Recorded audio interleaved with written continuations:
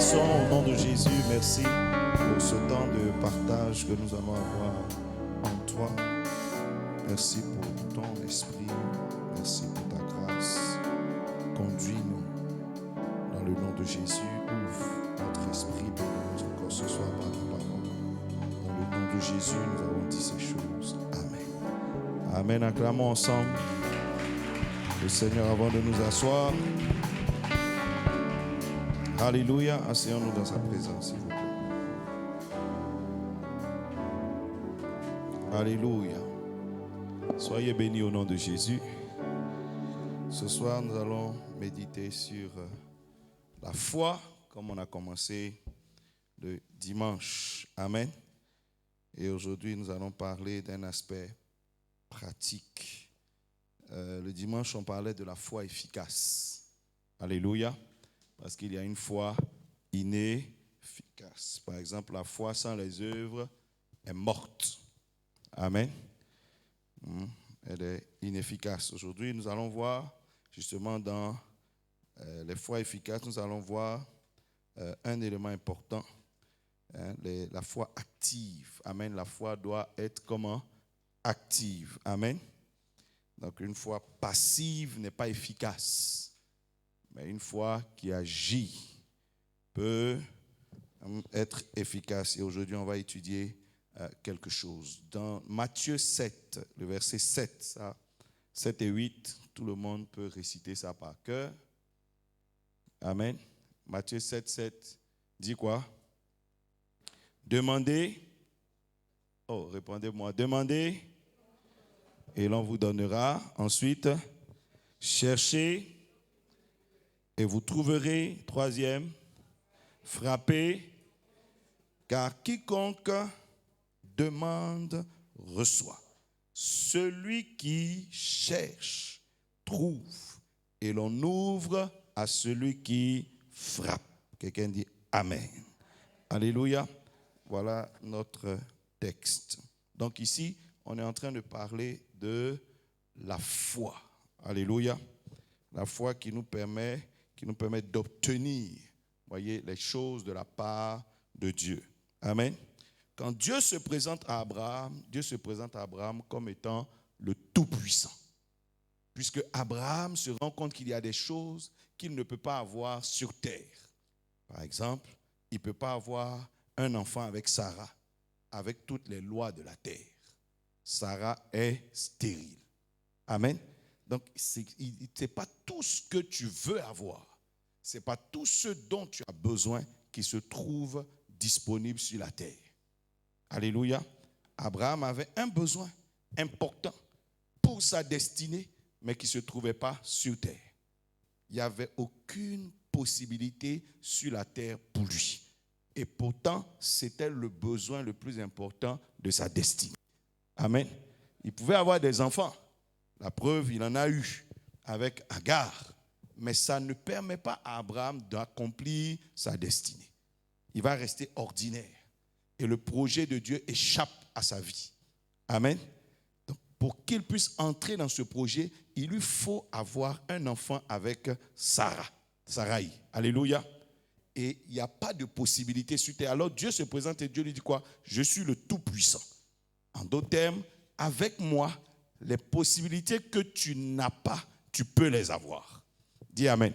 Quand la terre ne te fournit pas toutes les possibilités, Dieu peut te fournir encore des possibilités. Alléluia. Dieu dit, je suis vivant. Donc ce que tu ne trouves pas sur terre existe quelque part, mais existe en moi. Dis Amen. Donc aujourd'hui, ce dont tu as besoin peut ne pas se trouver sur terre, dans aucune possibilité. Il n'y a pas un homme qui peut te donner, il n'y a personne qui peut t'accorder ça. Il y a que tu es en train de chercher, tu as l'impression que tu vas avoir auprès de quelqu'un, mais il peut se trouver qu'aucun être humain ne puisse t'accorder ça. Amen. Quand on prend l'exemple de Anne, ça a été pareil. Elle cherchait à avoir la paix, elle cherchait à être tranquille en elle-même. Amen. Et elle espérait trouver cette paix soit auprès de Pénina, soit auprès de son mari. N'est-ce pas? Mais elle n'arrivait pas à trouver cette paix. Amen. Pénina la mortifiait. Ça n'allait jamais changer. Son mari faisait ce qu'il pouvait, mais ça ne réglait pas le problème. Donc tu vois que tu peux avoir des problèmes, tu peux avoir un souci, tu peux avoir des difficultés, mais il n'y a pas de solution sur terre. Il n'y a pas. La seule solution pour Anne, c'était de mettre un enfant au monde. Amen. Même si on lui donne une double portion, ça ne calme pas Pénina. Et ça n'empêche pas que Pénina lui parle. Ça n'empêche pas, et puis elle entend toujours Pénina. Alléluia. Donc quel que soit ce qu'on lui donne, la femme est meurtrie quand même dans son âme. Amen. Donc voilà un souci terrible, mais qu'elle ne peut pas résoudre. Il lui faut la main de Dieu. Alléluia. Ce soir, je dis à quelqu'un, ce que la terre ne te donne pas se trouve en Dieu. Quelqu'un dit amen. Dis avec moi, ça se trouve en Dieu. Ça peut être la paix, ça peut être le bonheur, ça peut être une solution, quelque chose que tu es en train de chercher. Alléluia. Qui n'a pas d'issue. Il n'y a pas d'issue sur terre. La Bible dit la terre est souvent comme un désert où il n'y a pas de chemin. Amen. Alors Dieu dit quoi à Abraham? Il dit, je suis le Tout-Puissant. Or, pour avoir accès, vous voyez, aux possibilités de Dieu, pour avoir accès aux possibilités de la terre, il y a des voies. Par exemple, des relations, n'est-ce pas? Tu es en relation avec une bonne personne, tu peux avoir des possibilités, n'est-ce pas? Par exemple, l'intelligence. Tu es intelligent, tu peux t'en sortir. Amen. La connaissance, par exemple, les moyens financiers, toutes ces choses-là permettent d'avoir des possibilités sur terre. C'est pas ça? Par exemple, l'environnement où tu te trouves. Si aujourd'hui, par exemple, tu quittes ici, tu te retrouves aux États-Unis, tu auras des possibilités que tu n'as pas ici. Dis amen. Donc tu vois qu'en fonction de... Il y a des voies sur terre pour réussir à satisfaire à certains besoins que nous avons. Alléluia. Par contre, pour pouvoir avoir accès aux possibilités qui sont en Dieu, il y a un seul chemin, c'est la foi. Dis amen. La Bible dit, il y a un seul médiateur qui a été donné à l'homme. Amen. Un seul médiateur qui se trouve entre Dieu et l'homme, c'est Jésus-Christ fait homme. Alléluia. Il n'y a pas d'autre. Donc la seule voie qu'il y a entre toi et Dieu, c'est Jésus-Christ. Alléluia. Il n'y a pas d'autre. Or, Jésus-Christ dit quoi? La Bible dit Jésus-Christ fonctionne avec quoi? On dit afin que Dieu a tant aimé le monde qu'il nous a donné Jésus-Christ, afin que quiconque croit en lui ne périsse point, mais la vie. Donc voilà le médiateur que Dieu nous a donné, le canal qui nous permet d'avoir accès aux choses de Dieu. Mais la clé, c'est la foi. Ce n'est pas l'intelligence. Ce n'est pas les raisonnements, ce n'est pas les relations, ce n'est pas le pouvoir financier. La clé, la seule clé, c'est la foi. Amen. Avec Jésus-Christ, tu ne crois pas en lui. Même si tu as une relation du genre Lazare et Marthe et Marie, c'est-à-dire que tu es ami de Jésus, mais tu ne crois pas, tu n'as accès à rien. Dis amen. Même si tu viens toujours à l'église comme Anne dans la Bible, même si tu viens toujours, tu fais beaucoup d'offrandes, mais tu manques de foi, tu n'auras rien. Est-ce que quelqu'un comprend ce que... Même si tu es comme Abraham, tu marches derrière Dieu pendant 15 ans, 20 ans, mais tu ne crois pas, tu n'auras rien. Alléluia. Alléluia. Donc, s'il n'y a pas la foi, tout le reste devient inutile et frustrant. Amen. Alors que beaucoup de gens veulent prendre le nombre d'années, tu vois, pour essayer de définir leurs possibilités. Tu peux marcher 20 ans dans le Seigneur. La seule clé, c'est la foi. Amen. C'est comme quelqu'un peut passer 60 ans sur terre. Ce n'est pas le nombre d'années qui te rend riche. Il y a les clés pour avoir la richesse. Tu n'as pas ça, même si tu fais 90 ans, tu seras pauvre. Amen. Tu n'as pas dit, quand même, ça fait 90 ans, je suis sur terre, je n'arrive même pas à avoir 100 000. Le nombre d'années ne dit pas que tu auras quelque chose. De même, le nombre d'années dans le Seigneur ne dit pas que tu auras quelque chose avec Dieu. Dis amen. La clé, c'est la foi. Il y a des enfants qui commencent sur terre riches. Pourtant, ils viennent de commencer sa vie. C'est pas ça. Il y a des jeunes qui ont 23 ans qui sont déjà très millionnaires. Amen. De même, quelqu'un peut rentrer dans le Seigneur aujourd'hui. Et puis, en l'espace de 3 mois, là, il a des miracles que quelqu'un n'a pas. Alors que quelqu'un qui est dans le Seigneur, ça fait 10 ans, n'a pas. Parce que ça ne dépend pas du nombre d'années, ça dépend de la foi qu'on a. Alléluia. Donc, le seul chemin, c'est la foi. Voilà pourquoi il te faut comprendre la foi. Il te faut savoir comment fonctionne la foi. Amen. Comment ça bouge cette affaire-là. Alléluia. Alléluia. Dis amen, amen, amen, amen. Et ici, le Seigneur est en train de parler. Et il dit, normalement, celui qui demande fait quoi? Reçoit. Donc, il nous montre comment la foi fonctionne. Il dit, la foi, on ne s'assoit pas. On ne reste pas passif. Pour dire, bon, je suis assis, j'ai la foi, et puis les choses arrivent. Non, non. Il dit, ce dont tu as besoin, là, il faut demander. Amen. Donc, il commence à montrer qu'un homme qui a la foi, qui ne demande pas, n'aura rien. En Jean 15, on dit, si vous n'avez pas encore eu quelque chose, c'est parce que vous n'avez jamais demandé. Amen. Donc, il ne faut pas raisonner comme, de toute façon, Dieu connaît. Il sait ce dont j'ai besoin, donc il viendra faire. Non. Alléluia. La foi demande, la foi prie. Donc un homme de foi est un homme de prière. Amen. Dieu répond. La Bible dit c'est la prière du juste. Donc si les justes qui ne prient pas, il n'y aura rien. Dieu savait que Lot était le neveu d'Abraham. C'est pas ça? Il savait. Donc il aurait pu sauter cette étape et puis aller directement délivrer le neveu de Lot d'Abraham, non? Dis Amen. Directement, puisqu'il sait que de toute façon, le neveu d'Abraham, c'est Lot, qui est à Sodome et Gomorrhe. Mais pourquoi il s'arrête chez Abraham? Pourquoi Abraham prie? Parce que c'est un principe de la foi. Donc il ne faut pas t'arrêter pour dire non, Dieu sait que, donc ça va. Non, non, non, non. Si le grand Abraham lui-même, Amen, Dieu a dû s'arrêter chez lui. Et qu'Abraham a dû prier autant, alors que Dieu sait que c'est son neveu. C'est pour dire que si tu ne pries pas, tu n'auras rien. Quelqu'un dit Amen. Dis Amen. Dieu savait bien que Jésus-Christ était faible, non? Que Jésus-Christ partait à la croix, mais que Jésus-Christ n'avait pas assez de force, non? Qu'il avait peur, non? Dieu sait bien qu'il faut que Jésus-Christ meure pour que lui, son projet de rédemption s'accomplisse. Mais si Jésus n'a pas prié au jardin de Gethsémani, si. Dis Amen. Donc tu vois que le fait de dire Dieu connaît mon besoin, oui, il sait. Ça ne résout pas le problème. La Bible dit Christ a dû prier et prier combien de fois? 3 fois. Donc au moins s'il a dit à Pierre, quand il a fini de prier la première fois, il a dit à Pierre, tu n'as pas pu prier pendant 1 heure avec moi. Ça veut dire qu'il avait prié au moins combien de temps? Au moins 1 heure. Amen. Parce que s'il dit tu n'as pas prié 1 heure, ça veut dire qu'il a déjà dépassé 1 heure. Alléluia. Il dit tu n'as même pas pu. Donc si on multiplie par 3, ça fait combien? Pour combien de sujets de prière? Un seul. Fortifie-moi. Amen. Et l'ange est sorti pour exaucer cette seule prière. Un ange est apparu. Donc tu vois que quelqu'un qui ne prie pas n'active pas sa foi. Dis Amen. Ta foi reste passive et donc elle n'a pas de résultat. Et tu vas dire, moi je ne comprends pas, il y a longtemps je suis dans le Seigneur, je suis ceci. Je t'ai dit, le nombre d'années ne veut rien dire. La Bible dit, Élie, là, le grand Élie, là, il pria. Dis Amen. S'il n'a pas prié, ça ne va pas marcher. C'est Dieu qui lui dit, la pluie arrive. C'est Dieu lui-même qui lui dit ça. Que la pluie arrive.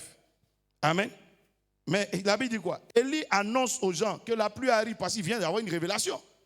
Mais la pluie dont Dieu lui-même vient de parler, pour que cette pluie-là arrive, il a fallu qu'Élie prie 7 fois. On a dit une fois, quand on parle d'un homme de foi, quand il prie une fois, ça veut dire bien combien de temps?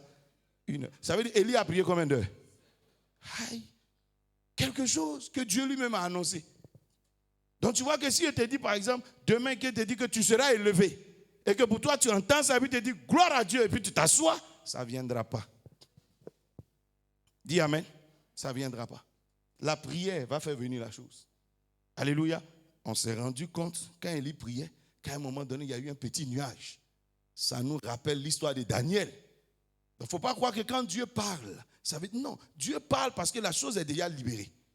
Regardez par exemple au temps de Daniel. L'ange dit quoi? Depuis le premier jour où tu as eu quoi? À cœur. Il n'a pas dit tu as prié, il dit tu as eu à cœur. Donc le fait que tu as eu à cœur, là, Dieu a déjà exaucé. Amen. Mais pour que le cœur là vienne dans ta main, il a fallu prier combien de temps? 21. Et Satan est dans les parages pour ça. Dis Amen. Amen. Donc tu vois que ta foi doit être active parce que tu as en face de toi des adversaires actifs qui ne dorment pas. Dis Amen.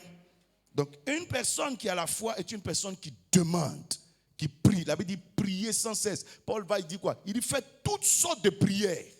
Toutes sortes. Parce que le diable fait toutes sortes d'attaques. Il dit toutes sortes de prières. Amen. Amen. Donc première chose, la foi demande. Ce qui m'intéresse ce soir, ce n'est pas l'aspect demande. Parce qu'on demande. Mais la Bible dit quand le Seigneur finit, il s'arrête, il dit celui qui cherche fait quoi? Trouve. Ah, donc ça, l'affaire là ne finit pas sur demander. Donc quand j'ai fini de demander, là, ma foi doit passer à une deuxième étape qui est quoi? Chercher. Dis Amen. J'ai demandé du travail. J'ai demandé un mariage. J'ai demandé de l'argent. J'ai demandé une maison. J'ai demandé un financement. J'ai demandé tout ce que je veux. Dieu dit, il m'a exaucé. Amen. Je suis venu à l'église, on a prié pour moi. Dieu dit, il m'a exaucé. Deuxième chose, il doit faire quoi? Chercher. Alléluia. Donc j'ai prié par exemple pour quelqu'un qui veut du travail. J'ai prié pour toi. Mais le travail ne se trouve pas ici.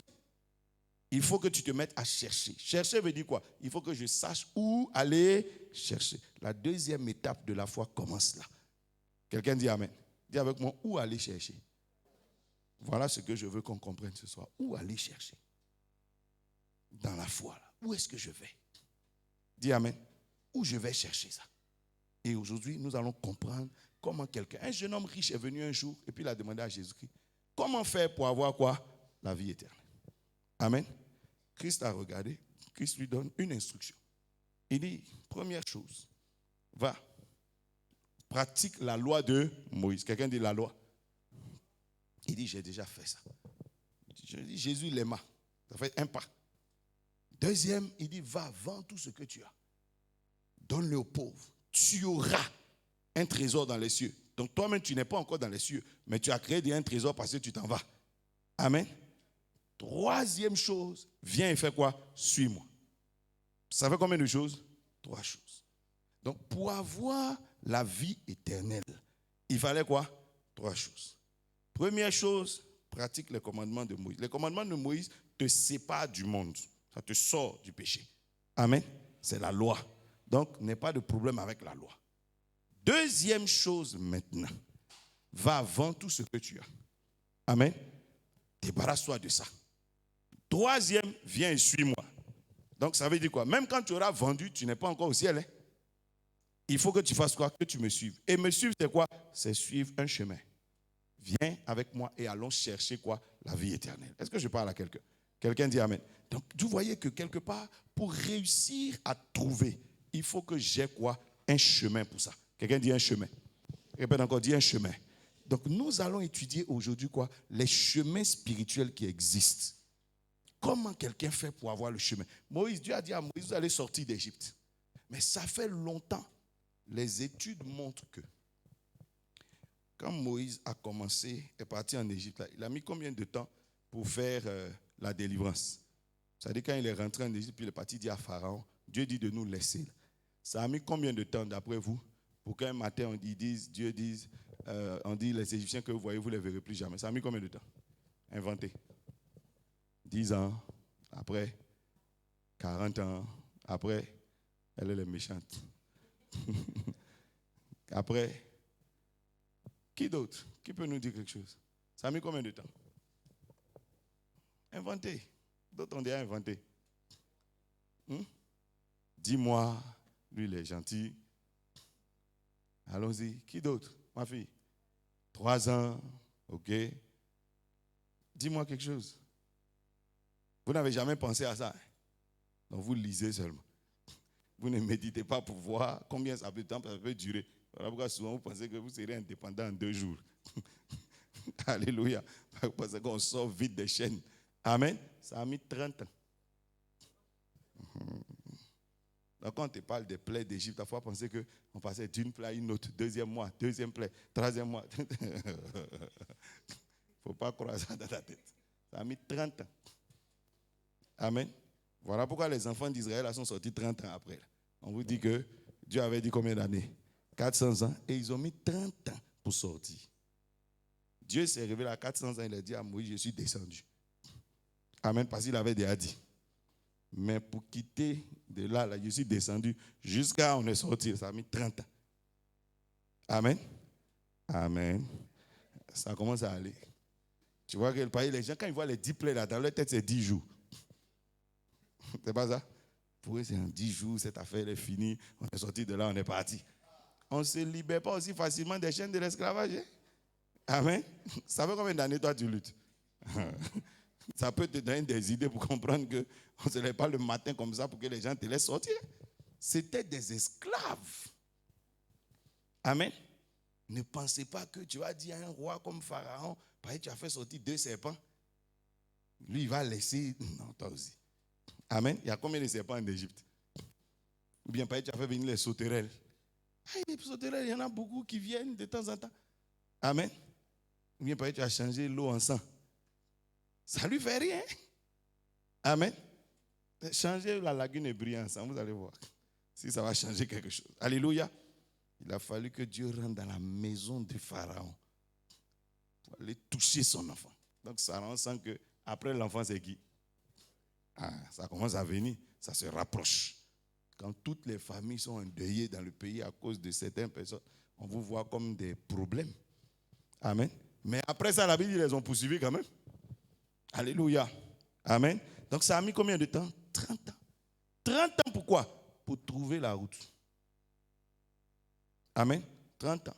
Béni soit Dieu, tu ne mettras pas 30 ans. Quelqu'un dit, où est-ce que je vais chercher ce miracle? Dès l'instant où Dieu a parlé là, le miracle t'est donné déjà. Après il dit, celui qui demande fait quoi? Reçoit. Donc il dit, quiconque demande. Quiconque. Quelqu'un dit quiconque. Parce que Dieu est là. Il a déjà donné Jésus-Christ. Amen.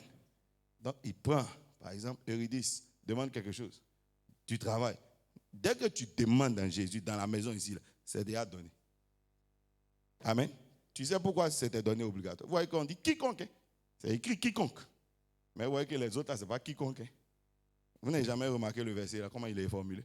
On dit quiconque demande, reçoit. Mais après, on dit quoi? Celui, tu vois que le quiconque a disparu. Ah, on va maintenant vers celui qui fait quoi? Qui cherche. Fait quoi? Trouve. Et puis, à celui qui fait quoi? Qui frappe. On ouvre. Là, les quiconques ont disparu. Hein? Amen. Et tu vas comprendre pourquoi quiconque a disparu. Quiconque là, n'importe qui vient, se met à genoux, demande au nom de Jésus, le Père t'accorde ça. Ce n'est pas à cause de toi, c'est à cause de Jésus. Amen.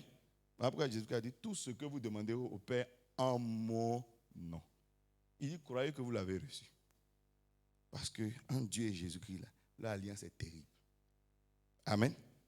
Dieu aime. Donc quand il entend le nom de Jésus, là, c'est OK déjà. Tout ce que tu vas demander au nom de Jésus, là, le ciel libère ça. Ça veut dire que si tu as demandé un mari, il y a longtemps, le mari là se promène. Si tu as demandé de l'argent, il y a longtemps, l'argent a quitté le ciel. Amen. Ce n'est pas ce qui est écrit. Ce n'est pas moi qui invente. Hein. C'est français qui a écrit, non? Dis Amen. On dit, car quiconque fait quoi? Demande, fait quoi? Reçoit. Maintenant, Jésus-Christ complète pour dire, le problème, c'est que la personne qui a reçu, ce n'est pas où ça se trouve. C'est là où tes problèmes commencent. Amen. Et Jésus, il est intelligent. Voilà pourquoi ça ne descend pas chez toi. Il dit, celui qui fait quoi? Qui cherche. Fait quoi? Trouve. Parce que maintenant que tu as demandé, tu vas maintenant prendre la route. Et quand Jésus-Christ se présentait, il dit quoi? Il dit, je suis quoi? Le chemin, la vérité. Généralement, qu'est-ce que nous on demande? Dans ces trois-là, c'est quoi toi tu demandes? La vie. Qui demande la vérité? Personne. Amen. Qui demande le chemin? Personne. Alléluia. Mais Jésus, qu'est-ce qu'il fait? Il met la vie là au bout. Hein? C'est pas ça. Il met ça au bout. Amen. Et puis il dit maintenant, prenons quoi? La route. Voilà pourquoi le jeune homme riche a demandé, je veux la vie éternelle. Il dit, il n'y a aucun problème. Mais il a mis ça au bout. Il dit, va, viens et quoi? Suis-moi. Le jeune homme riche pensait qu'il allait avoir ça tout de suite. Il dit, il n'y a aucun problème. C'est pas difficile. Hein? Va, vends tout ce que tu as. Viens et fais quoi? Suis-moi. Ça dit, allons sur le chemin. Quand on sera sur le chemin, on va trouver quoi d'abord? La vérité. Il dit, tu connaîtras la vérité fera quoi? T'affranchira. Et puis maintenant, après, tu vas avoir quoi? La vie. Le jeune homme dit, ah, lui, il ne savait pas que c'était comme ça. Quelqu'un dit Amen. Voilà le problème des chrétiens. Quand Dieu dit à Moïse, va dire à Pharaon, laisse mon peuple là. Moïse pense que quand il va dire net, Pharaon va trembler. Dieu lui-même a précisé à Moïse que j'ai endurci son cœur. Il faut être sûr que le gars ne va pas accepter. Amen. Donc tu vois que quand Dieu te donne quelque chose, il ne faut pas penser que toute la nature a déjà accepté. Tu es sur la route pour chercher. Dis Amen. Quand il dit à Moïse, à Élie, la pluie arrive. Lui, Dieu, il vient de dégager. Ça veut dire quoi? La malédiction qui était établie et qui empêchait la pluie de venir vient d'être brisée. Amen.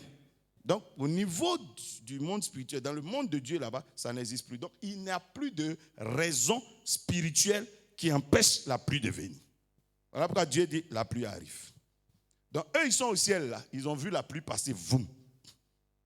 Tous les anges ont vu la pluie parce que c'était bloqué. Ils ont vu la pluie. Donc, ils peuvent annoncer. Mais maintenant, la pluie arrive là. Ce n'est pas encore arrivé ici. Vous ne voyez pas, souvent, tu parles avec quelqu'un, toi, tu es à la Riviera. La personne est à Yopougon. Et le Saint dit, il pleut. Et puis toi, tu dis quoi? Non, il ne pleut pas ici. Ça arrive, quelqu'un dit c'est en route. Si le banco n'a pas bloqué, ça va arriver chez toi. Vous comprenez ce que je suis en train de dire? Dis à ton voisin, ton mari est en route. Hein? Dis à quelqu'un, ton argent est en route. Ton financement est en route. Ton voyage est en route. Mais maintenant, va faire quoi? Va chercher. Va chercher. Dis amen. Et si tu n'as pas la deuxième foi, tu ne vas jamais avoir. Voilà où se trouve le problème. Dis amen. Dis amen. Dis avec moi, je vais trouver. Maintenant, je veux qu'on étudie ensemble les différents chemins spirituels qui existent. Alléluia. Quel est le premier chemin spirituel que vous connaissez? Comment Dieu donne un chemin et comment on emprunte? C'est-à-dire que Dieu m'a donné quelque chose, il dit, il m'a donné du travail.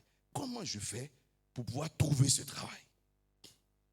Pourquoi je dis on passe dans la phase pratique de la foi. Comment je fais? Où se trouvent les chemins? Est-ce que je me mets à courir dans tout Abidjan, déposer mes dossiers? Je commence par là ou bien je fais quoi?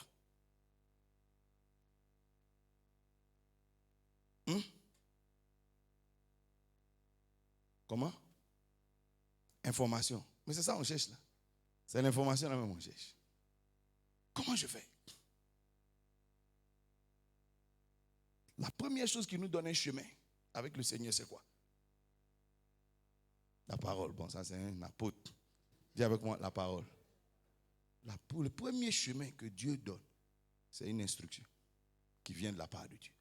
Une instruction qui vient de la part de Dieu est un chemin qui s'ouvre devant toi.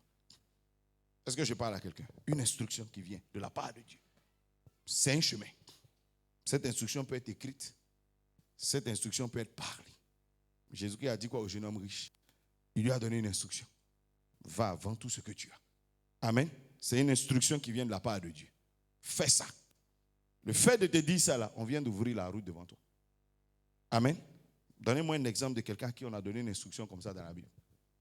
Des gens sont venus, les lépreux, ils ont dit quoi? Aie pitié de nous. Comment Jésus les a guéris? Il dit, allez, est-ce qu'il a dit soyez guéris? Il dit, allez vous montrer au sacrificateur. Il leur a donné une instruction. En leur donnant une instruction, qu'est-ce qu'il a fait? Il leur a montré le chemin sur lequel se trouve quoi? Leur guérison. Amen. En empruntant ce chemin, en suivant cette parole, personne n'a prié pour eux. En suivant cette parole, à un carrefour, ils ont vu la guérison. Ça veut dire quoi? L'ange de la guérison se trouvait sur ce chemin. Voilà pourquoi Jésus a dit, c'est même pas la peine de venir ici pour que je prie pour vous. C'est pas la peine. Mais prenez telle route. Allez vous montrer au sacrificateur. Pendant qu'ils étaient en route, obéissant à cette instruction, qu'est-ce qui s'est passé? Ils ont vu leur guérison. Amen. Il n'y a pas eu de prière, il n'y a pas eu de jeûne, il n'y a rien eu. Donc Dieu peut te donner une instruction. Amen. Cette instruction te met sur le chemin. Voilà pourquoi celui qui n'est pas obéissant aux instructions ne va jamais trouver ce que Dieu lui donne. Dis amen. L'obéissance permet à quelqu'un de trouver quelque chose. Comment Isaac a fait pour avoir la moisson au centime? Dieu lui a dit quoi? Ne descends pas en Égypte. C'est une instruction. Ne descends pas. Reste ici. Donc si Isaac regarde la tempête, la sécheresse, les problèmes, puis finalement il descend, c'est fini. Dieu n'est pas venu, il n'y a pas eu de tonnerre, rien. C'est une instruction qu'on lui a donnée. Dis amen. Tout simplement. Donc une instruction qui vient de la part de Dieu permet à quelqu'un de faire quoi? D'avoir un chemin pour trouver son miracle. Je prie que Dieu rende tes oreilles obéissantes, ton cœur obéissant. Quelqu'un dit amen très fort. Quelqu'un dit amen très fort. Donc dis avec moi une instruction. Ça peut venir par là, où Dieu te dit quelque chose. Ce qu'il te dit là, ça suffit. Amen. Deuxième chemin, où on peut trouver un chemin encore. Deuxième, prenons des exemples dans la Bible. Tu as levé ta main? J'ai vu ta main comme ça. Parle. Comment? Non, la prière là, c'est ce qu'il demande. On a fini de demander maintenant. On a demandé. On continue, mais on a déjà demandé. Maintenant, on veut maintenant trouver. Deuxième chemin. Aïe, c'est la foi là. Bon, deuxième chemin de foi. C'est la foi là. La persévérance. Aïe, vous avez des problèmes. Vous savez que la persévérance, tout ça, c'est dans la foi. Je persévère, mais je n'ai pas la route. Je persévère pourquoi? Parce que c'est quand je suis sur le chemin que je persévère sur le chemin. N'est-ce pas? Mais pour le moment là même, là, je n'ai pas le chemin. Deuxième chemin spirituel. Révélation, c'est instruction. Dieu te parle, là, c'est une instruction qu'il te donne. C'est une révélation, ça peut venir sous forme de révélation, ça peut venir en lisant la Bible, mais tout qu'on fait, c'est une instruction. Deuxième, chez qui? Comment Isaac, la Bible dit, on a dit à Joseph, comment Isaac a trouvé la consolation? Il a perdu sa mère, c'est pas ça? Comment il a trouvé la consolation? Chez qui? Sa femme, non. Il a trouvé sa consolation où? Comment il a trouvé sa consolation? Chez qui? Dieu, non. Comment? Il ne s'est pas marié? Est-ce qu'Isaac s'est marié? Ce n'est pas lui qui s'est marié. Si vous répondez à qui l'a marié, vous avez trouvé. Est-ce qu'Isaac vous a dit dans la Bible, lui voulait se marier? Vous avez déjà vu ça? C'est qui? C'est son père. Isaac n'a jamais dit dans la Bible, je vais me marier. Jamais. C'est son père qui a compris que pour que l'enfant là se calme, il faut lui envoyer une femme. Il n'a jamais participé à son mariage. Lui, il était là, puis le mari est venu le prendre. Vous n'avez jamais vu ça dans la Bible? Est-ce que vous avez entendu un jour Isaac dit, je vais me marier? Vous avez déjà vu ça? Non. C'est pour ça que c'est son fils qui a souffert. Parce que lui, il voulait se marier. Jacob. Mais Isaac, lui, il voulait se calmer. Il avait perdu sa mère, il cherchait la consolation. Et il a trouvé la consolation auprès de qui? Non, son père. Rebecca, là, elle n'est pas venue d'elle-même. C'est Abraham qui l'a trouvé. Donc, il a eu sa consolation auprès de qui? D'un père. S'il n'avait pas Abraham, il n'allait pas avoir la consolation. Voilà ce que je veux dire. Donc, on trouve, le deuxième chemin se trouve où ça? Auprès d'un père. Pourquoi Isaac s'est permis d'être charnel? Et puis, ça ne lui a rien fait. Parce que c'est son père là, qui a choisi la femme. Or, quand Abraham marche, là, c'est Abraham. Sarai devient Sarah. Ça veut dire que si c'est lui qui a choisi Rebecca, si elle n'était pas la bonne Rebecca, elle devient. Est-ce que vous comprenez ce que je veux dire? Dis Amen. Il a choisi la personne qui correspond au plan de la destinée que Dieu a établi sur sa vie. Dis Amen. La preuve, c'est que c'est l'ange de l'Éternel qui marche avec Abraham. C'est lui qui allait chercher Rebecca. Ça veut dire quoi? C'est l'ange qui connaît la destinée. C'est lui qui a choisi Rebecca. Dis Amen. Ce n'est pas Abraham lui-même qui a choisi Rebecca. Ce n'est pas Eliezer. Ce n'est pas quelqu'un. C'est un ange qui a choisi. Donc, Rebecca, elle, parce que l'ange l'a vu, Isaac, il a vu tout le chemin d'Isaac quand il a vu où Isaac allait se tromper. Donc, il a pris la femme qu'il va aimer, qui va le consoler. On dit quand il a vu, il a aimé comme sa mère. C'est pas ça? Il a vu la femme qui va lui permettre de développer la foi. Il a vu la femme qui va lui permettre de faire quoi? De régler ses problèmes le jour où il sera charnel. Vous comprenez ce que je veux dire? En un seul paquet, en une seule réponse, Dieu a répondu à tout. Dieu a traité, a répondu, a donné une solution à tous les problèmes de sa vie. C'est pour ça que quand toi tu étais marié, tu regardes le visage d'aujourd'hui et puis tu n'as pas vu demain. Quelqu'un dit Amen. En un seul. Donc vous voyez que lui, c'est parce qu'il a eu un père. Quand vous regardez Jacob, Jacob avait une prophétie sur sa vie. Dieu dit, le plus petit sera quoi? Le plus fort. Mais comment il est devenu le plus fort? C'est auprès d'Isaac. S'il n'avait pas Isaac, il ne serait jamais devenu le plus fort. Dis Amen, jamais. L'ange qu'il a rencontré là, en route, là, on l'appelle, bibliquement, on l'appelle l'ange d'Isaac. Parce que Dieu lui a dit, retourne dans la terre de qui? Tes pères. Donc, ce n'est pas lui, c'est pas sa terre à lui pour le moment. Dis Amen. Donc, tous les anges qui sont là sont avec qui? Isaac. C'est l'ange d'Isaac là qu'il a croisé en route. Vous comprenez? Quand Dieu parle, quand Joseph a été béni, qu'est-ce que Jacob dit à Joseph? C'est l'ange de Jacob là, qui a accompagné Joseph en Égypte. Ce n'est pas l'ange de Joseph lui-même. Dis Amen. Il dit l'ange qui a été avec moi, c'est lui qui a été avec toi, qui t'a gardé. Voilà pourquoi quand il dit c'est le Dieu de ton père qui t'a élevé. Dis Amen. Donc quand tu vois Joseph en train de monter, devenu gouverneur, ce n'est pas lui, hein? C'est l'ange de son père là qui est parti avec lui et qui l'a élevé. Dis Amen. Donc il y a des choses que tu ne trouveras pas tant que tu n'as pas un père. Donc le chemin ici, quand Joseph dit j'ai rêvé, le chemin d'accomplissement de son rêve là, c'est qui? c'est son père. Dis amen. Quand vous lisez la Bible, est-ce que Joseph a fait quelque chose d'autre? Est-ce qu'on dit Joseph pria? Non. Joseph jeûna? Non. Joseph sacrifia? Non. Joseph descend en Égypte, l'Éternel fut avec lui, on l'a mis chez Potiphar. Tout ce qui touche prospère. Après, on l'a mis en prison, il est là-bas, il explique les songes des gens. Ensuite, il explique, est-ce que tu as vu Joseph pria? Joseph jeûna? Non. Parce que la seule chose qu'il a faite, c'était chez son père. Il rapportait à son père les mauvais propos. C'est pas ça?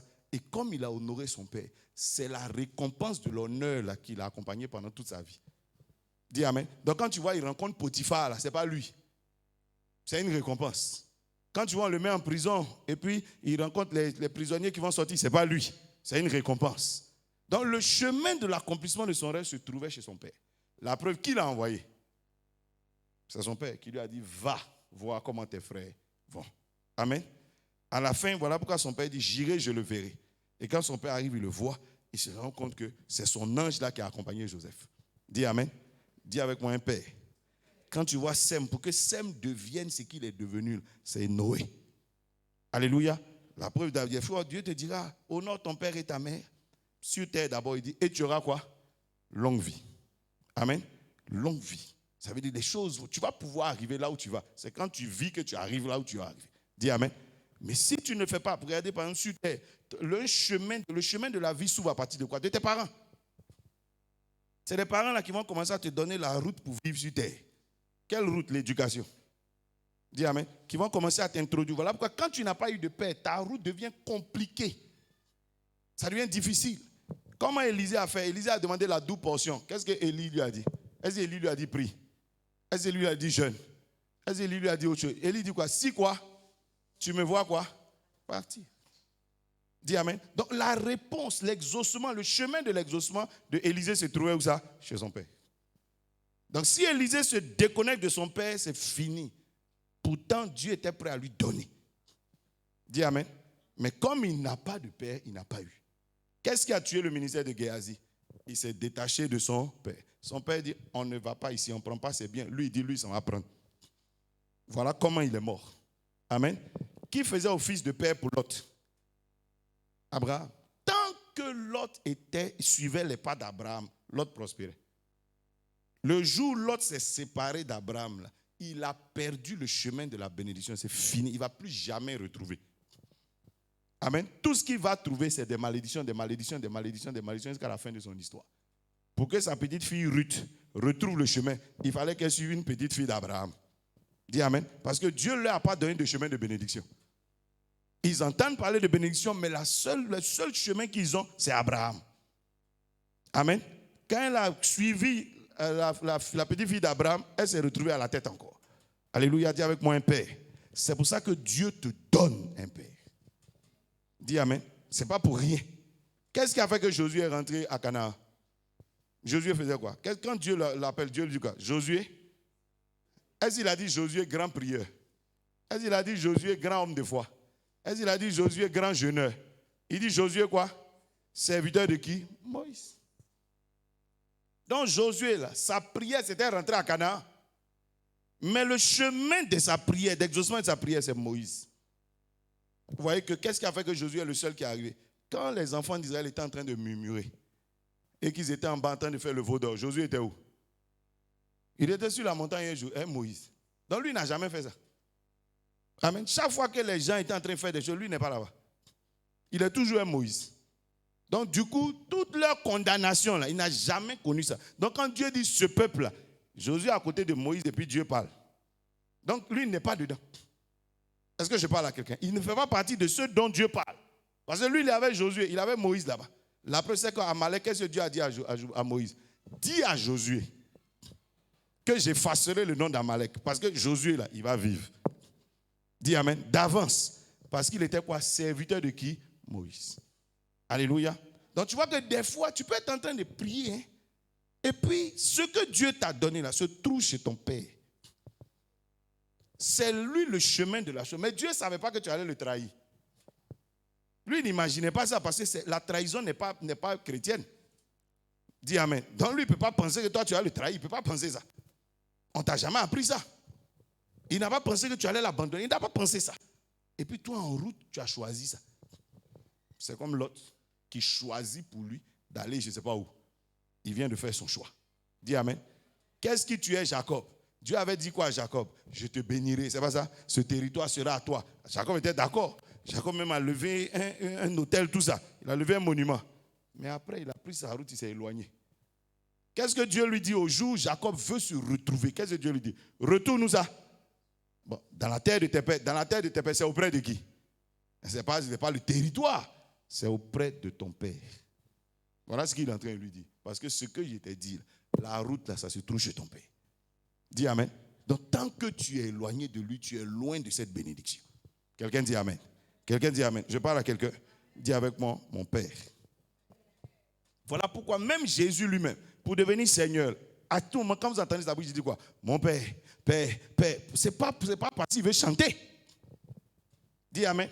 Si le père de Jésus-Christ là n'existait pas, ou Jésus-Christ n'était pas avec son père, il ne serait jamais devenu Seigneur. Parce que la preuve, le chemin de la croix l'a tué. Dis Amen. Il est mort. Donc, pour pouvoir un jour vivre son rêve, là, lui, quand il emprunte la seule route qui existe pour son rêve, il meurt. Qui l'a ressuscité? Son père. Amen. Donc, s'il n'avait pas de père, il allait rester là. Il finissait à la croix. Mais c'est parce qu'il a quelqu'un dans les cieux, qui est son père, qu'il a ressorti de la tombe. Quelqu'un dit Amen. Et voilà pourquoi Jésus est devenu Seigneur. On dit son père l'a souverainement quoi? Élevé. Ça veut dire que ce n'est pas lui. Alléluia. Lui, sa route là, l'a tué. Mais maintenant, son père l'a souverainement quoi? Élevé. Dis Amen. Dis Amen. Dis avec moi, un père. Alléluia. Troisième chemin. Troisième chemin. Spirituel. Ça veut dire quoi? Donc, lorsque Dieu dit, il va me bénir, je commence à chercher parmi les routes, la route qu'il me faut ce jour-là. Vous comprenez ce que je suis en train? Je vous ai dit que j'ai été malade, j'ai été guéri auprès de qui? Mais, pourtant, j'ai prié moi-même. Amen. Mais je n'ai pas eu de miracle. Quand j'ai fini de prier, là, on m'a orienté. Amen. Heureusement que j'en avais. Alléluia. Sinon, ce jour-là, c'est maintenant que je vais commencer à courir à gauche, à droite. Tu vas aller chez quelqu'un, il ne te connaît pas. Il ne sait pas qui tu es. Il ne sait pas d'où tu viens. Amen. Il t'écoute. Il ne sait même pas, peut-être que toi, tu es, il va commencer à te regarder. Peut-être, est-ce que tu n'es pas maudit? Parce qu'il ne te connaît pas. Donc, il va analyser. Le cœur n'y est pas. Parce que quand on bénit ou bien on prie, là, c'est le cœur qui prie. C'est l'âme qui prie. Amen. C'est quand je te connais, je t'aime déjà. Tu m'as déjà marqué que mon âme rentre en ligne de compte. Amen. Mais quand je ne te connais pas, là, c'est ma bouche. Éternel, tu as vu ce que ton enfant a fait. Oh Éternel, souviens-toi de lui. Seigneur, c'est toi qui le connais. C'est toi qui sais où il va. C'est toi peut-être qui l'as poussé à venir chez moi. Seigneur, exauce-le. Terminé. Parce que je ne sais pas qui tu es. Mon âme ne peut pas entrer dans ton affaire. Dis Amen. La preuve, lorsque Jacob connaissait Simeon et Lévi, qu'est-ce qu'il a dit? Il dit, votre colère est comment? Que mon esprit n'entre pas dans votre conciliabule. Ça veut dire que quand je ne te connais pas, il ne met pas mon esprit. Il ne sait même pas qui tu es. Il y a des gens comme ça qui passent souvent, ils parlent, homme de Dieu, vraiment, je passais par ici, et puis j'ai eu à cœur de faire une offrande. Il n'y a pas de problème. On prend. Seigneur, souviens-toi de ton fils, à qui tu as mis à cœur de faire cette offrande. Que Dieu te bénisse. Mais vraiment, il ne faut pas compter sur mon âme. Je ne sais même pas où tu vas. Peut-être que tu t'as braqué les gens, et mon âme va aller braquer. Jamais. Je ne sais pas où tu vas. Je ne sais même pas l'argent là, tu as enlevé ça où. Amen. Donc, je te bénis, je prie comme ça, puis je parle. Maintenant, c'est Dieu qui voit, qui t'a poussé à vous voir. Si lui, il est d'accord, il va faire. Mais moi, je ne te connais pas. Quelqu'un dit Amen. Jésus-Christ dit quoi? Il dit, je prie pour ce que tu m'as donné. Il n'a pas dit, je prie pour, il dit, je prie. Il a précisé, mais il dit, je ne prie pas pour le monde. Je prie pour ceux que tu m'as donnés. Ils étaient à toi et tu me les as donnés. C'est ceux-là que moi, je connais. Et maintenant, je prie pour tous ceux qui croiront par eux. Ça veut dire quoi? Qu'eux aussi vont connaître. Dis Amen. Donc, on ne prie pas pour le vent comme ça. Alléluia. Alléluia. Troisième chemin. Le chemin de la veuve de Sarepta. C'était qui? La veuve de Sarepta est en pleine sécheresse. Dieu l'a exaucé. Son chemin, c'est qui? Élie. C'est pas ça? Donc c'est quel chemin ici? Élie, c'est qui? C'est un prophète. Quelqu'un dit un prophète. C'est le même chemin que la Sunamite a trouvé pour avoir son enfant. Amen. Dieu dit, celui qui reçoit un prophète en sa qualité de prophète reçoit une récompense de quoi? Prophète. Point. Donc, à ce moment donné, le chemin que Dieu te donne, c'est un prophète. Amen. Donc, toi, tu es en train de prier, Seigneur, pouvoir, Seigneur, pouvoir, Seigneur, tu vois la sécheresse, pouvoir, pouvoir, pouvoir. Et puis, Dieu présente un prophète. Il dit, il n'y a pas à manger, il faut quitter là-bas. Est-ce que vous comprenez? Élie est arrivé chez la femme. C'est la route qui vient d'arriver comme ça. Amen. Élie maintenant parle comme la route. Il dit quoi à la femme? Il dit, madame, emprunte le chemin. Amen. La femme commence à expliquer beaucoup de problèmes. Ah, vraiment, il n'y a pas à manger. Je suis sûr qu'elle allait chercher la cruche là pour venir lui montrer. Regarde toi-même. Tu as vu? Il n'y a rien dedans. Élie l'a écouté. Hein? Elle a parlé. Elle a montré l'enfant. Il dit, regarde mon enfant, regarde comment il a maigri. Où on est nous deux là? On meurt, mange le peu que tu vois là. Demain on meurt. Élie l'a regardé. Élie dit, normalement, il est prévu que vous ne mourrez pas. Il y a un chemin pour vous. Pour vivre 3 ans. Amen. Dieu vous a déjà exaucé parce que moi j'étais au désert quand Dieu m'a dit qu'il vous a exaucé. Et il dit que vous pouvez avoir à manger pendant 3 ans. Donc la nourriture est déjà là. Mais la nourriture cherche la route pour rentrer dans votre maison. Amen.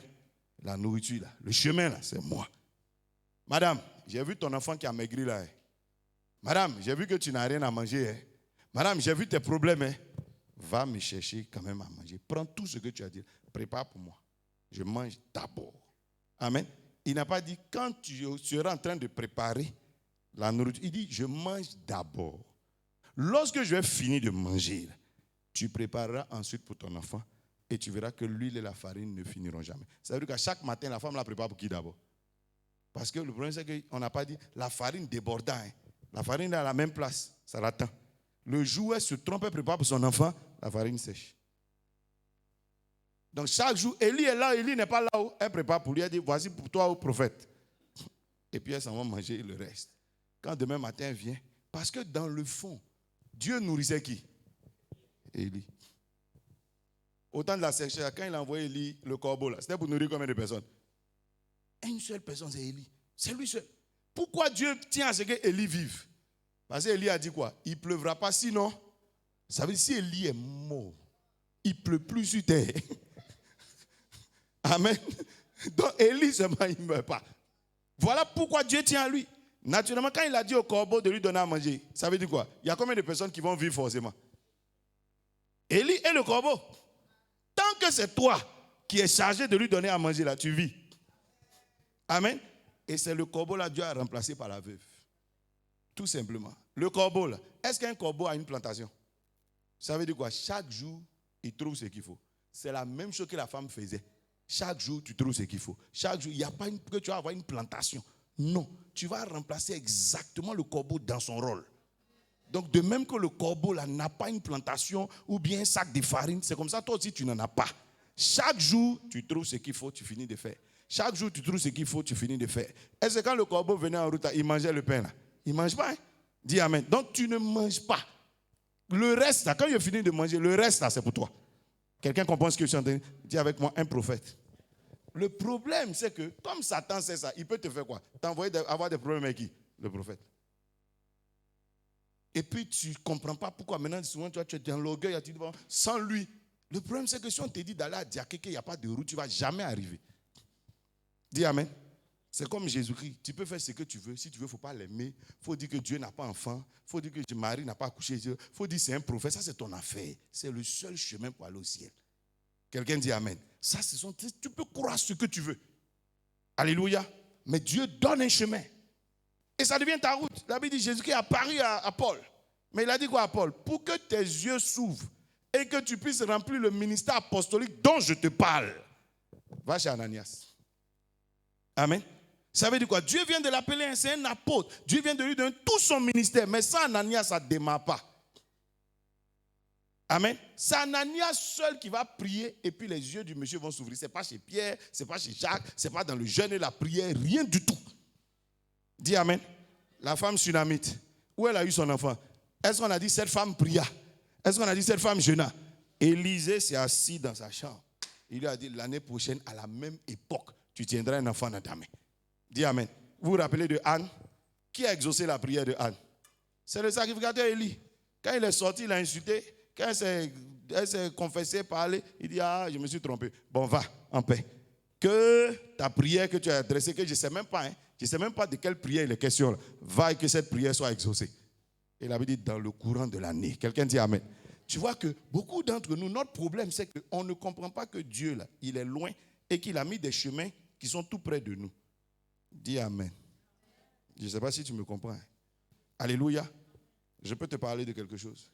Tu sais, souvent, la foi qu'il te faut pour arriver à ce que tu es en train de demander, là. Supposons que je vais quantifier. Par exemple, il te faut 30 kilos de foi pour avoir ce miracle dont tu parles. Amen. Mais quand Dieu te regarde, toi, tu n'as que 8. Et si tu as trop eu, c'est 8,1. Vous comprenez ce que je suis en train de dire? Voilà pourquoi qu'est-ce qu'il va faire? Il va chercher quelqu'un qui a combien? Qui a 23. Et quand il vous met ensemble, quand on colle les deux, ça devient quoi? 30. Donc si tu ne composes pas avec la personne, tu n'auras jamais rien. Je ne sais pas si vous comprenez ce que je suis en train de dire. L'autre là est équipé pour quelque chose. La veuve de Sarepta, elle a sa foi.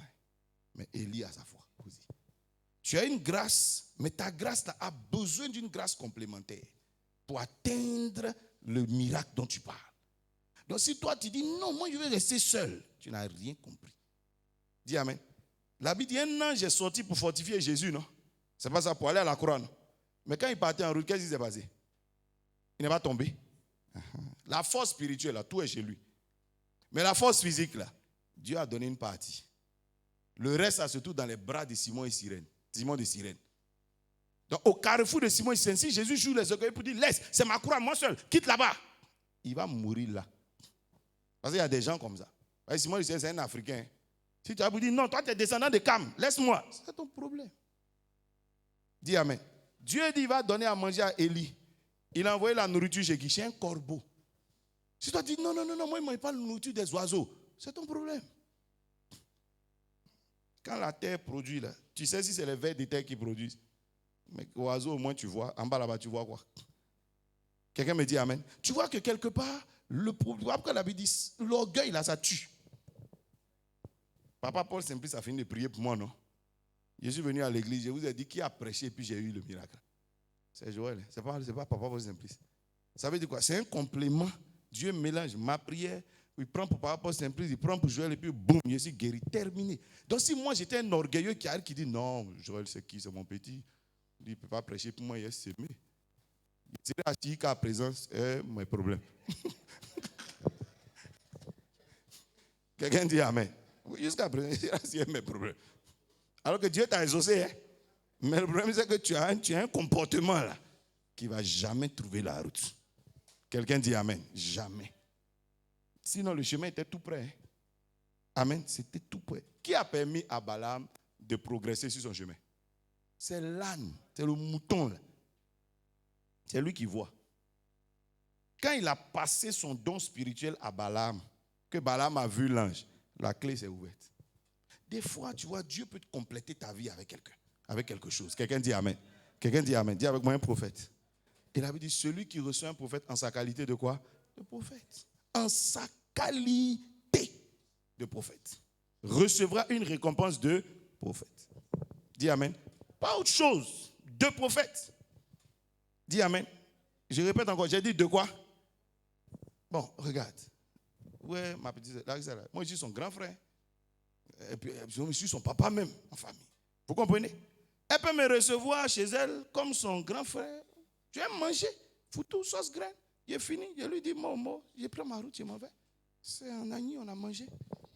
Dieu va faire le reste. Ah, Bosso va te récompenser. Terminé. Tu as fait vivre l'enfant. Fini.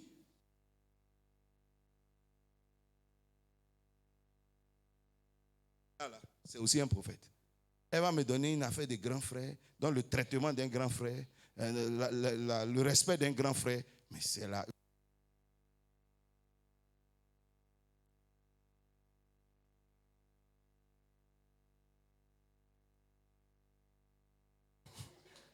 Alléluia. Dis Amen. Ils ont mis 2 ici. Maintenant, je comprends le mystère des 2 micros. Je comprends, je suis seul, puis on me donne 2 micros. Ils savent que ça va finir. Alléluia. Alléluia. Regarde quelqu'un dit, j'ai besoin de toi. Dis Amen. Quel est le premier démon, la première malédiction que Dieu a brisée dans la vie de l'être humain qu'il a créé? La première délivrance, tu vois, on a commencé à faire la délivrance au nom de Jésus. Sois libéré. C'est qui? C'était quel esprit? La solitude. Dieu lui-même a créé l'homme. À cette époque-là, l'homme était avec qui? Avec Dieu. Dieu est avec toi. Hein? Tout Dieu que tu connais là, il est avec toi. Et puis tu es réel qui dit, si tu es moi, tu es seul. Hein? Je ne sais pas si tu comprends ce que je suis en train de dire. Lui-même, il te regarde et il te dit, c'est moi tu es, c'est que tu es seul. Amen. Pourtant, c'est tout Dieu. Hein. Dieu est là, lui, c'est tous les anges. Dieu, c'est ça. Hein. Tous les myriades d'anges là sont là. Et puis Dieu te regarde et dit, c'est nous tu es. Tu es seul. Hein. Amen. Il y a des gens comme ça, ils pensent que parce qu'ils voient les archanges, ça veut dire qu'ils ne sont pas seuls. Tu es seul. Hein. Tous les anges étaient là, et puis Dieu a dit, il n'est pas bon que l'homme soit seul. Est-ce que tu as vu un ange dire non, je suis lui? Amen. Les anges n'étaient pas là quand Jésus est tombé. Pourquoi un ne l'a pas attrapé pour dire ne tombe pas, maître? Il est tombé une fois.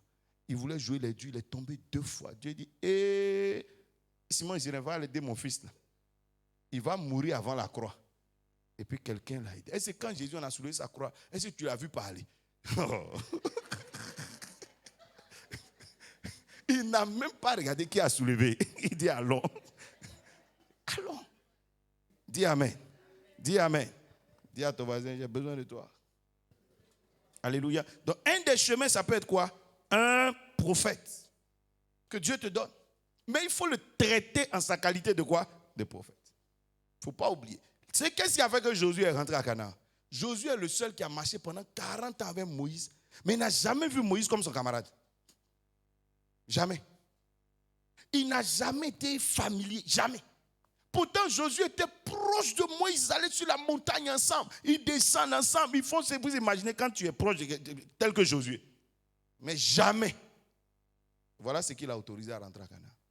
Amen. Que le diable ne te piège jamais. Moi, j'ai dormi des fois avec mon père pendant 3 ans. On dort dans le même lit. Mais ça ne fait pas de lui mon camarade. Hein? Dis Amen. C'est un avantage d'être là. Mais si tu ne sais pas exploiter cet avantage, tu auras problème. Qui était l'enfant le plus proche de Noé? C'est Cam. C'est pour ça que c'est lui qui est tombé dessus. Mais il n'a pas su exploiter son avantage. Amen. Je prie que Dieu t'aide. Quelqu'un dit un prophète. Répète encore, dit un prophète. Jésus, là, on ne s'habitue pas à lui. Parce que sa robe, là, chaque fois que tu touches là, tu peux être guéri. Mais comme tu es habitué là, maintenant tu l'as et puis tu dis, oh, son habit est trop sale. Je ne sais pas si vous comprenez. Alors que sa robe là, il suffit de toucher et puis tu es guéri. Hein? Mais comme toi, tu es habitué à ça. Amen. Tu commentes, mais quand il marche, il ne peut pas se soulever. Oh, c'est un miracle là. Hein? Amen. Son ombre là, ça passe quelque part. Ça guérit les gens. C'est pas ça? On dit non, simplement, des gens sont guéris. Mais toi, tellement comme il aime durer au soleil, au désert, souvent c'est son ombre qui attends, mais arrêtez dans son ombre. Ah, il dure trop. Vous comprenez ce que je veux dire? Dis à ton voisin, ne t'habitue jamais à ça. Dis Amen. Élisée était dans la maison de la femme. Ça faisait 7 ans. 7 ou 8 ans que l'enfant était né. 7 ans, c'est beaucoup. Hein? Un homme qui dort chez toi pendant 7 ans. Tu finis même par penser que, déjà, nous, on croyait qu'il allait rester un peu. Mais depuis, on lui a donné une maison. Il est là, il ne va pas. Vous comprenez? Il ne va pas. La Bible dit, au bout de 7 ans ou 8 ans, l'enfant là est mort. Amen. Donc, le miracle qu'elle a eu là a disparu. Dieu peut t'accorder quelque chose hein, aujourd'hui. Mais la suivi de cette chose-là dépend de ta fidélité. Dis Amen. La porte là s'est ouverte. Tu as vu la chose dans ta main. Si la femme à un moment donné s'était mal comportée avec Élisée, les problèmes commençaient. La Bible dit le jour où l'enfant est mort, qu'est-ce qu'elle a fait? Quand on lui donne, elle dit tout va bien. Tout va bien. Quand on a dit au papa, l'enfant, il dit allez lui donner à sa maman. C'est sa maman qui sait où l'enfant l'a quitté. Amen. Parce que j'étais même pas là. N'est-ce pas? Et un prophète a prophétisé, il dit allez. Et la mère part, elle dit tout va bien. Amen. Et Élisée a encore prié. Je veux dire à quelqu'un que Dieu bénisse ta vie. Dis amen, dis avec moi un prophète. Le dernier chemin que je donnerai ce soir à cause du temps. Quel est le dernier chemin que vous connaissez? Que vous pouvez citer? Maman Cécile. Il y a 2 Cécile dans la même rangée. Vous choisissez celle que vous voulez. Du juste. Bon, ça, effectivement, les deux versets là sont ensemble. Celui qui reçoit un juste en sa qualité de juste recevra une récompense de juste. Amen. Acclamez pour elle. Maintenant, donne-moi un autre chemin. Sinon, c'est ça, hein? C'est exactement ça. C'est un chemin de juste. Qui on appelle le juste? Qui on appelle le juste? C'est qui? Au prophète, on sait. Maintenant, le juste, là, c'est qui? Parmi nous ici, là, qui est le juste?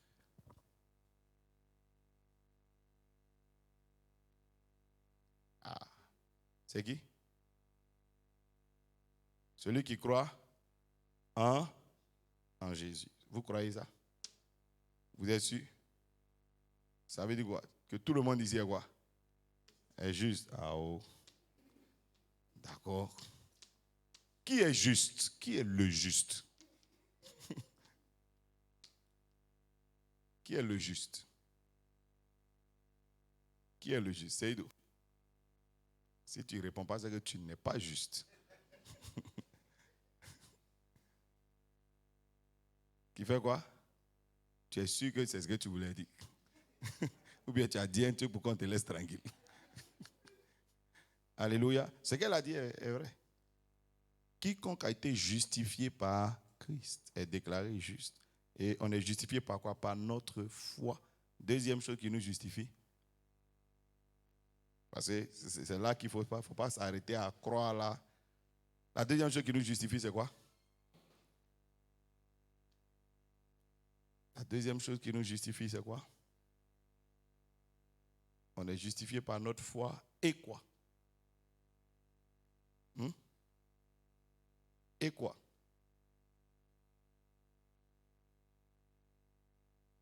Le moyen de la grâce, non, ça c'est le salut. On est sauvé par la grâce, n'est-ce pas? Et le moyen de la foi. Mais j'ai dit justifié. Par quoi?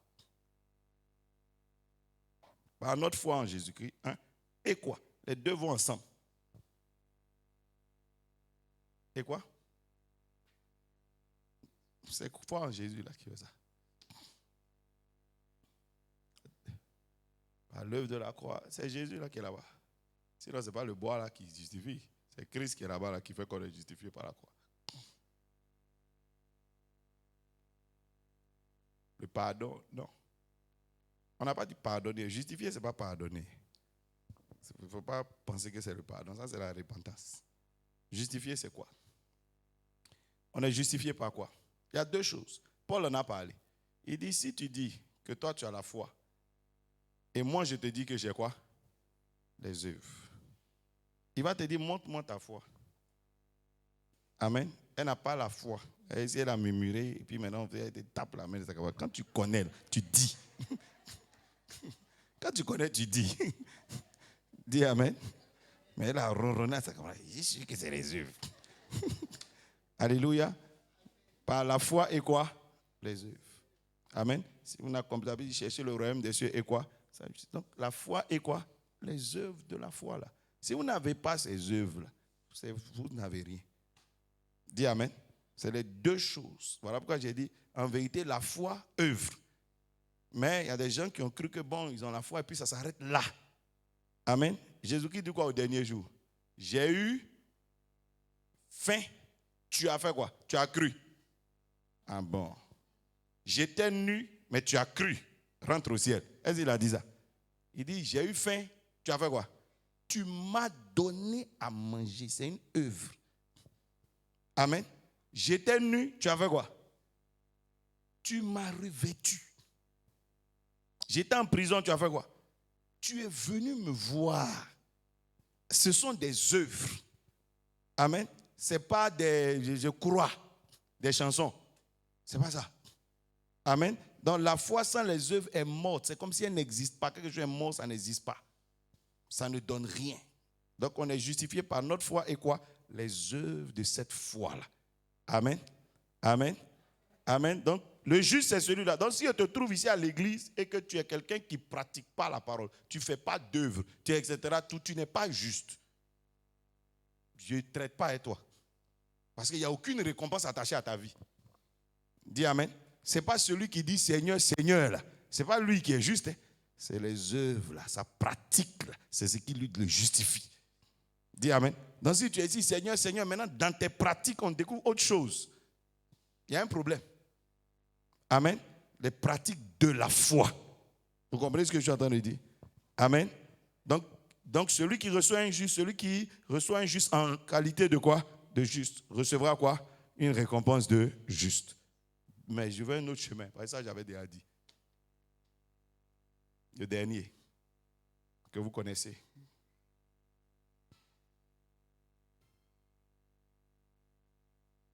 Qui a été sauvé comme ça dans la Bible en recevant un juste?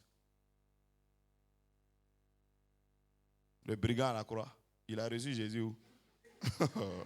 Les deux étaient à la croix, puis elle a reçu Jésus sur un côté des croix.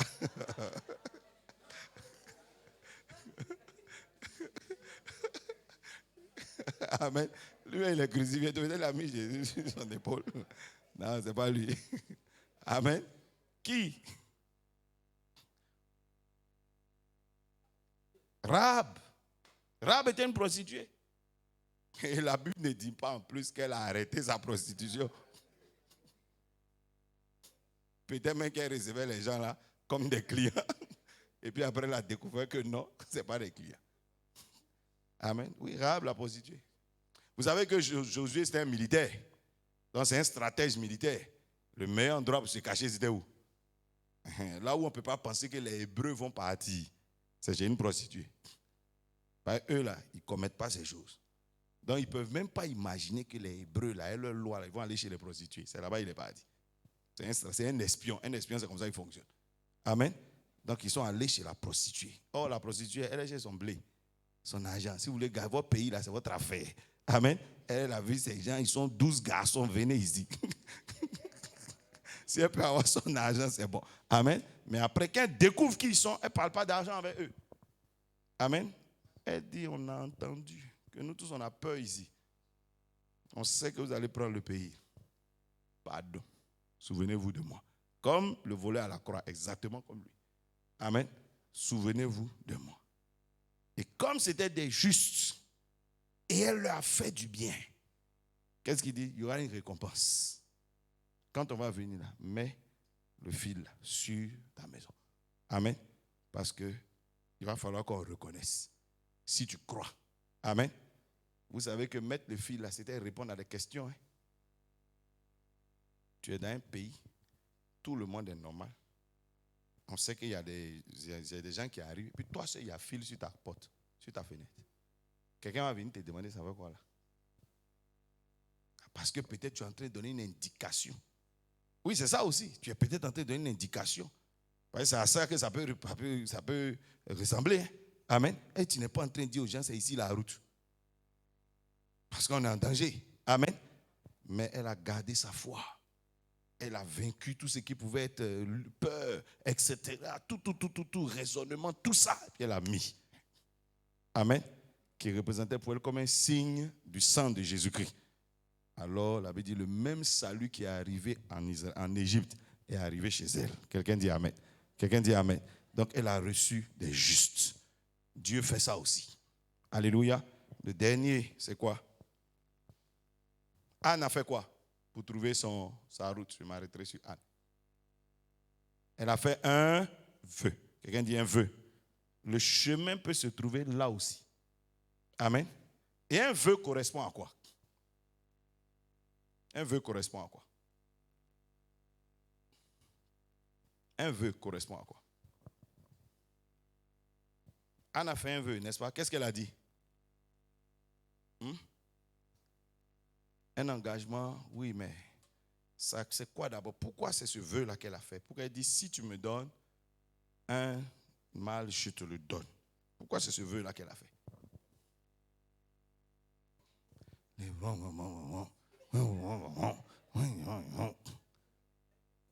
Non, un constat, mais c'est quoi? Elle a constaté quoi? Un besoin. Un vœu correspond à un besoin. Amen. De la maison de Dieu, de l'œuvre de Dieu. Nous bénissons Dieu que de toute façon, il y a toujours besoin d'eux. Amen. C'est ce qui est bien chez le Seigneur.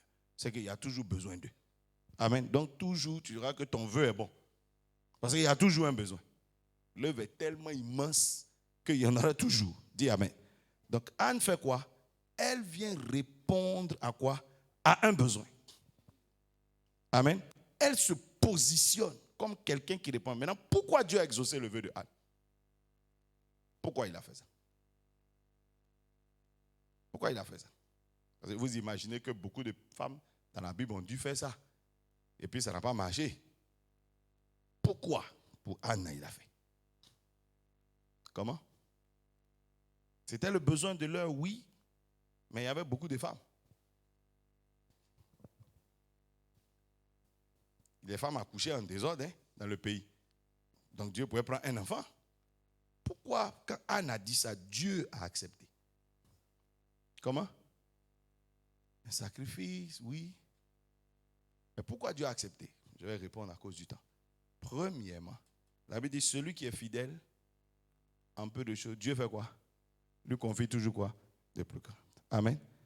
Premièrement, Anne, quand son mari partait chaque année au temple, bien qu'on va l'insulter, elle partait. Première fidélité. Elle sait que où on s'en va, Pénina va me mortifier. Mais elle faisait quoi? Elle partait. Elle ne trouvait pas en cette affaire une raison pour ne pas venir. Parce que quelqu'un qui commence à trouver une raison va trouver deux raisons. Le jour où elle va avoir l'enfant, elle risque de trouver une raison. Vous comprenez? Si elle a commencé, si elle aime les raisons, ça veut dire que le jour où elle va avoir l'enfant, tu vas voir qu'elle va fabriquer une raison pour ne pas venir donner l'enfant. Elle risque de dire à Dieu, il faut me donner un deuxième d'abord. Non, Seigneur, toi-même, tu vois, il est petit. Non, il y a le laisser là-bas, c'est au fini, ils vont le gâter. Et non, Seigneur, toi-même, un enfant seul comme ça dans la ville, elle va trouver quelque chose. Mais Anne, malgré la souffrance qu'elle endurait à venir au temple chaque année avec Pénina, Anne partait quand même. C'est-à-dire que c'est une femme qui ne trouvera jamais de raison pour ne pas aller adorer Dieu. Qui ne trouvera jamais de raison pour ne pas respecter son engagement. Elle était engagée à aller adorer Dieu chaque année. Chaque année, elle partait. Si tu veux, maltraite-la. Si tu veux, elle s'est mortifiée. Si tu veux, elle pleure, mais elle respecte son engagement. Dis Amen. Deuxième chose, quand son mari lui donnait la double portion, elle donnait. Vous comprenez? En route, elle ne triait pas. En route, elle ne disait pas, ah, il a doublé, il a gardé un peu. Il est parti avec à la maison. Beaucoup de gens, voici ce qui nous disqualifie pour les vœux. Parce que déjà, Dieu même regarde, ce que tu as chez toi qui lui appartient, ce n'est pas petit. Hein? Il y a des dîmes que tu as gardées, des offrandes que tu as gardées, des choses que tu as gardées chez toi. Maintenant, tu viens t'arrêter devant lui. Seigneur, si tu me donnes, il dit quoi? Ce que tu as déjà, tu m'as donné. Tu te disqualifies pour les vœux. Parce que tu n'es pas quelqu'un qui respecte tes engagements. Troisième chose, tu as déjà fait peut-être des vœux même que tu ne respectes pas. Des petits vœux que tu ne respectes pas. Seigneur, maintenant, là, il y a prié, tu ne pries pas. Seigneur, maintenant, là, hey, à partir de, donc tu es une personne qu'on reconnaît comme quelqu'un d'émotionnel. C'est-à-dire, ce sont tes émotions qui parlent. Comme là, il y a quelque chose, voilà pourquoi tu bavardes. Mais tu ne fais pas. Amen, tu ne vas pas faire. La Bible dit, Anne, on lui donnait la double portion. Chaque année, elle déposait la double portion. Fidèle. Amen. Dernière chose, fidélité de Anne. Elle partait voir, tu les offres, fini, etc. Tout le monde ne les a jamais jugés. Parce que si tu commences par juger, tu vas trouver une raison pour ne pas envoyer ton enfant. Je ne sais pas si vous percevez ce que j'essaie de vous dire. La femme était pure dans son esprit. Amen. Au jour où elle a pris l'enfant, vous l'avez vu venir déposer son enfant. Elle n'est jamais venue, on ne dit pas chaque semaine, elle venait voir. Hé, vous là, l'enfant là, vous le gérez comment? Un enfant, ce n'est pas un objet. Hein? Mais quand elle le déposait là, c'est l'année prochaine qu'elle revient. Toi où tu es sûr que ton fils unique, tu peux le déposer dans cette église et c'est Idou.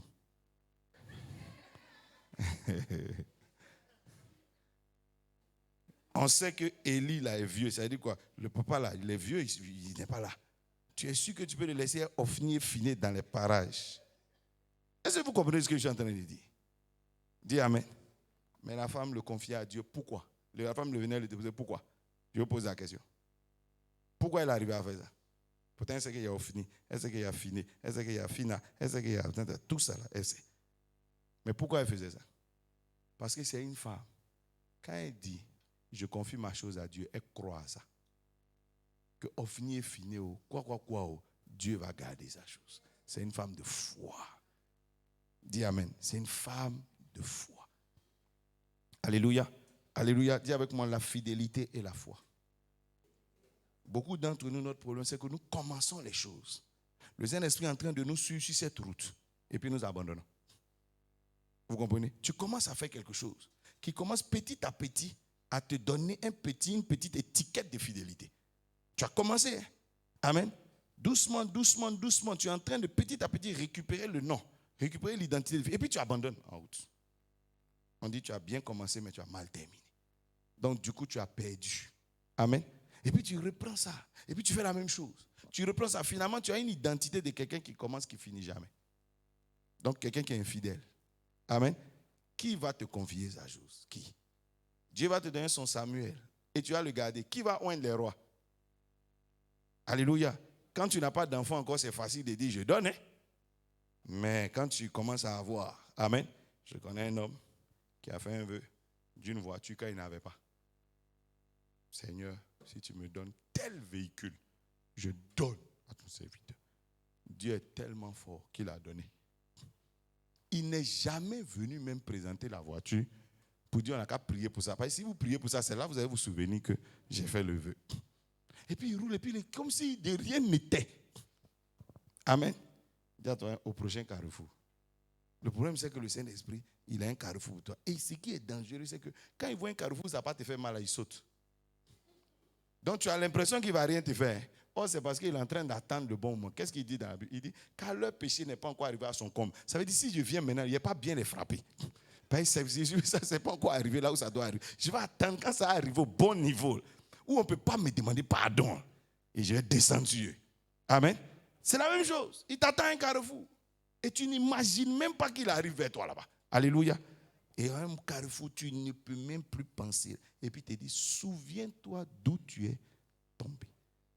Et entends-toi où tu es tombé au moins 25 fois. Donc tu as envie de lui demander laquelle fois. Il dit, souviens-toi seulement. Amen. Il dit, souviens-toi seulement. Il faut trier toi-même dans les 25 là. C'est de quoi je parle. C'est fini.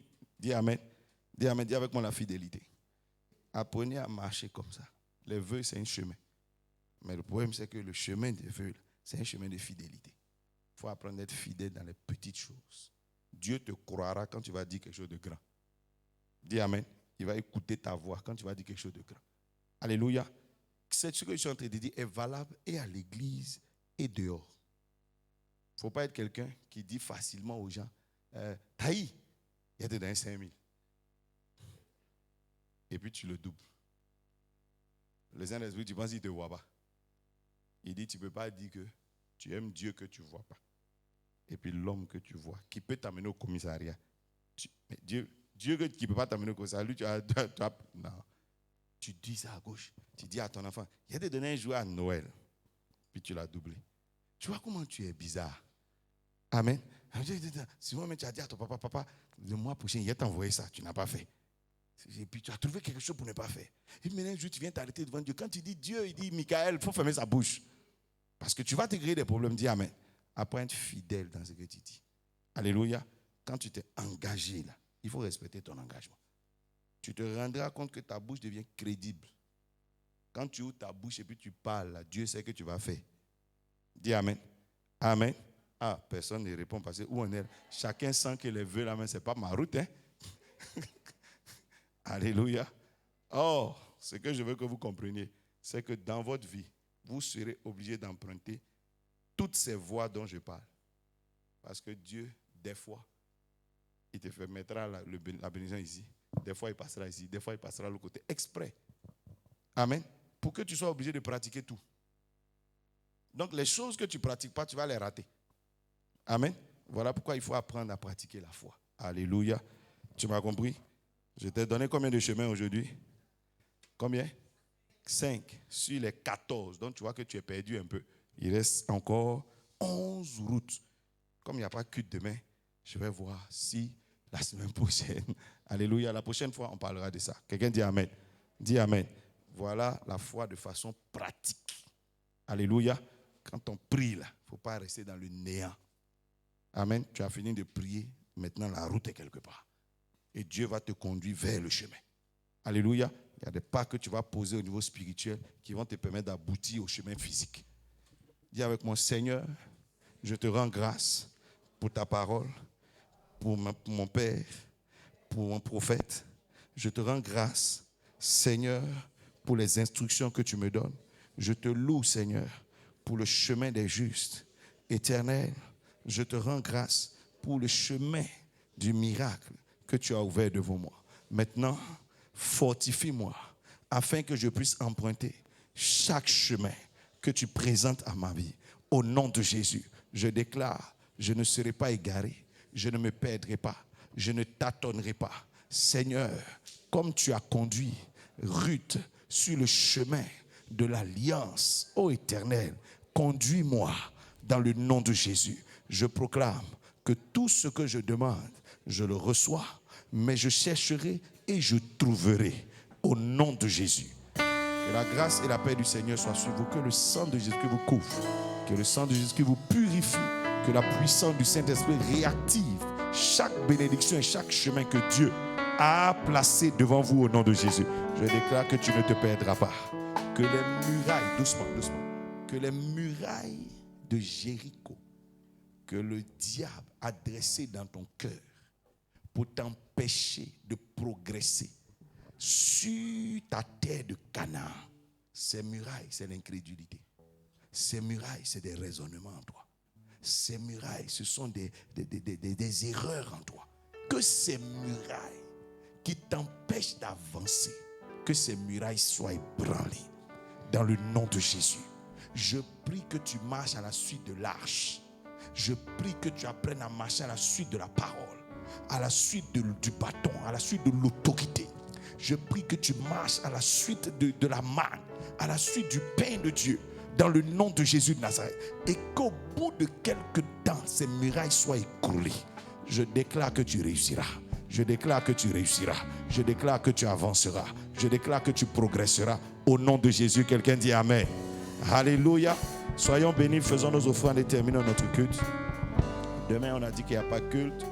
Et nous nous retrouverons le dimanche. Samedi déjà avec les enfants à partir de 14h. Et dimanche, nous serons ici pour nos deux cultes. Soyez bénis.